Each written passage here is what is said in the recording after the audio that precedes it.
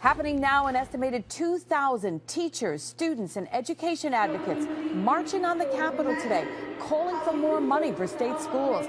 They say the state owes New York nearly $6 billion, and because of that, teachers have been let go and programs have been cut. Capitol correspondent Kimberly Howard live at the Armory in Albany, where the rally's been underway for about an hour. I know it's a very vocal one, Kimberly. What can you tell us? I know there are kids there, local kids and teachers as well.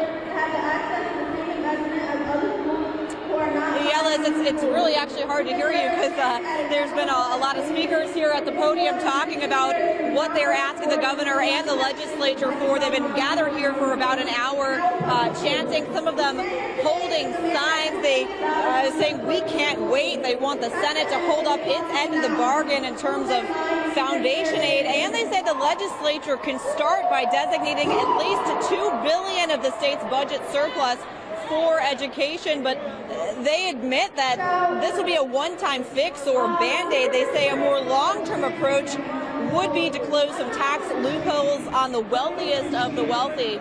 Take a listen.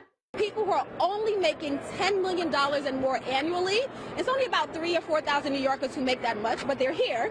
If we make a 3% increase on their income taxes, we'll increase revenue by up to $3 billion for the state.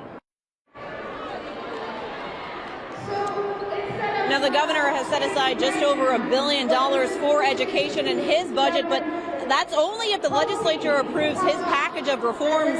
Meanwhile, just yesterday, the Assembly released its budget proposal, which included $1.8 billion for education. We're expecting the Senate to actually designate a similar amount in its budget. We also know that several Assembly members have recently signed on to this call for more education. In fact, Kathy Nolan just spoke a few moments ago. She's chair of the Education Committee.